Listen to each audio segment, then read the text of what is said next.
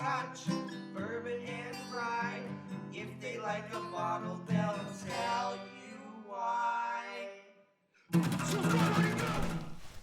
Welcome to another episode of Tranny and C. I'm Tranny. This is C. Hello, everyone. And we have our Dram Club for this month, which is very exciting. Yeah. We kind of shit the bed last time we had some of these sent to us, so we're doing some justice finally. And that is the John Sleeman and Sons Spring Mill Distillery. What we have today is the traditional straight whiskey, kind of bourbon style. Yeah. So what you were talking about there with the mistakes that were made the last time. So the kind people at John Sleeman and Sons had previously sent us some bottles. Yeah. Shout out to Cooper Sleeman. Cooper Sleeman, our boy Cooper Sleeman. We've had some good times. Yeah. But what happened was they sent us some previous bottles to sample and to make some videos with, and we had best intentions. We did. But we took them with us on a trip we went on, and we did film some uncorkings and some pseudo reviews, but it turned out that the quality of the review was not great given our intoxication level. Our state of mind. Some would say we're in a bad place. I thought we were in a great place. I mean, it was great, but very unusable footage. So this is kind of in a way round 2 for us. We're gonna do them justice by doing proper videos. Look what we got. This is a beautiful bottle. Very nice. I do like the bottle style that they use. It's very whiskey-ish. Yes, very much.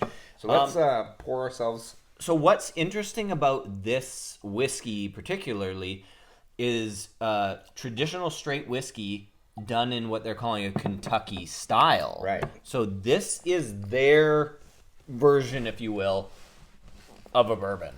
Right, American white oak. Yeah, it looks like they get the grains from Canada, Canadian grains. Yeah, but using some bourbon barrels and different things like that. Aged in virgin American white oak barrels from Kentucky. Yep. Soft caramels and vanilla notes round out this bold character of the spirit, resulting in a smooth blah blah blah blah blah. Blah blah blah. So let's get to it. Let's just get right to it. Color, nice little color on there. Yes, it's a light, copper, toasting, little light amber, a light amber, I would say. Yeah. And on the nose, the nose to me. Okay. Let's. So this is the thing that caught me about this one is that, given the political state of the world right now, sure, there are Canadian companies trying to fill that bourbon gap because here in Canada right now, bourbon has been basically eliminated from the shelves. Yeah. There's no bourbon to be found, so everyone's trying to come in with their product that is the most bourbon-ish. Right. And even some of them have called them some variation of the word bourbon. Yeah. Play on words kind of thing.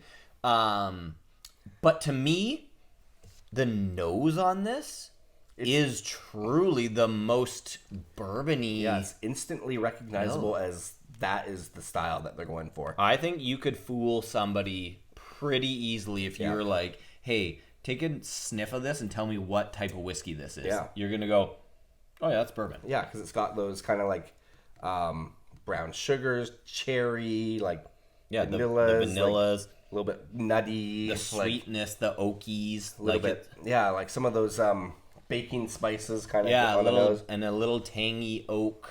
So it has everything that you would expect from a real American bourbon. Yeah. So that's on the nose. Like you said, it's all there. The spice level's there. Yep. Even a little bit of like a nuttiness, if you will. Bottled at 40%. So that's something that, So a lighter crushable style. Exactly, yeah. And so you could potentially, some people that like their bourbons mixed with things, this is probably a good option too. But I gotta say, and let's have a sip first, actually. And price wise, it's that's what I was gonna say. Yeah, it's approachable. Totally. Like it's. Well, these are like $50-$60 kind of thing. Exactly. Right? So reasonable prices for the Sleeman Sons lineup. So okay. Into the taste.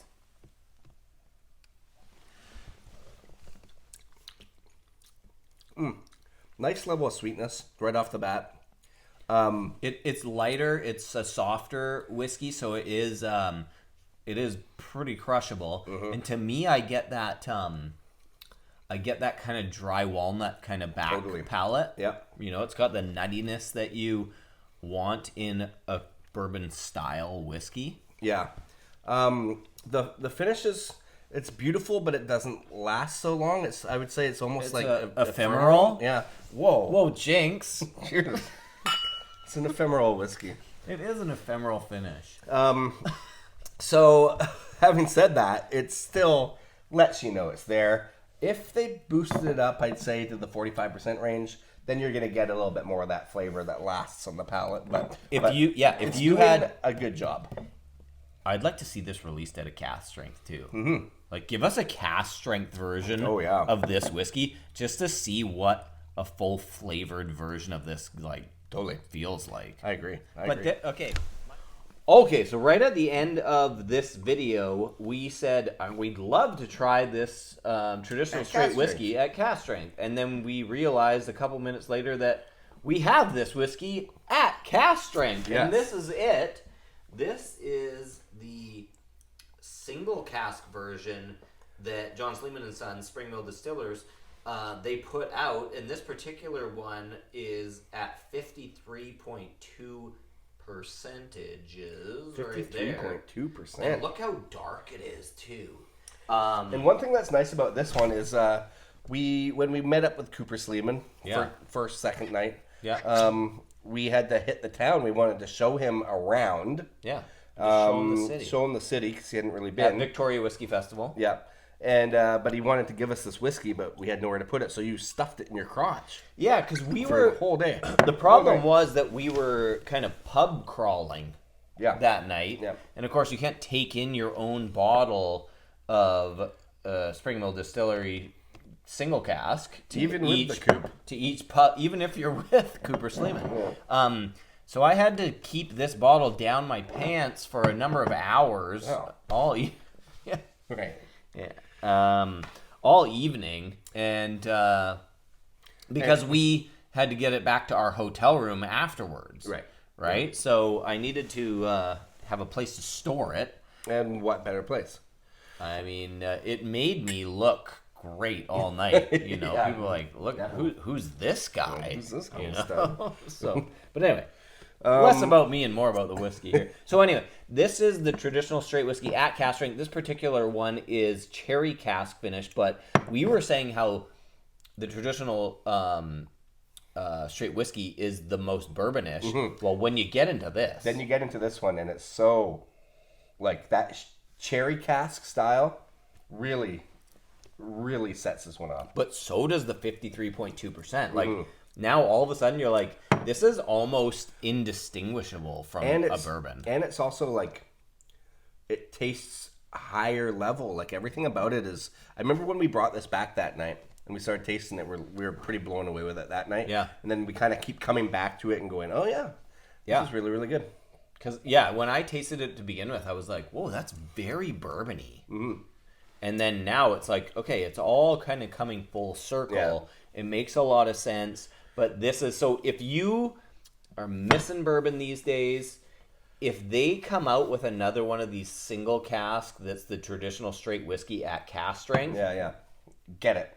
Buy it. Must. This is they're a must probably buy. A reasonable price because the rest of their lineup's a pretty reasonable price. So anyway, we just felt like we had to come in and update you all because we said we'd love to try this at cask strength and then realized and here we are. We have it at cask strength. And it's very, very good. So go freaking delicious. Yeah. Okay. Cheers again. Okay. My final words on this one are, sure. I would say of all of the Canadian whiskeys that are in that bourbon style category or the ones that are trying to fill the gap, this one is probably the closest thing to actually bourbon that I've tasted. Totally. I agree. And we were talking about earlier, because technically these guys are they have a craft distillery kind of vibe to them, but kind of bigger craft, Yeah. And we were talking about the Sleeman beer back in when we were young. Yeah. It was all the big boys like Budweiser and Coors and Molson and all those sorts of Labatt's. things. And then Sleeman beer came around, and it was like a craft style beer. Yeah. And we always bought it. Like it was just Honey so Browns good. And that's kind of what this reminds me of in that way. It's like they're that like bigger craft. Yeah, bigger craft. Yeah, for sure. So you get kind of like all the benefits of craft and all the benefits of like a big boy. Like the big boys mean that the price stays reasonable. Exactly. And craft means that you don't lose the flexibility in like in what you can create stylistically. Yeah. Because I mean, they have a pretty big range already of different whiskeys you can buy. They have lots. And this is just one of them. So, anyways, if you get a chance, go and if you're looking for something other than, or you can't even get bourbon anymore, because of different things going on in the world, this is a great place to start. Absolutely. Yeah. You won't go wrong. So, okay. Click like, subscribe, leave a comment. Cheers, everybody.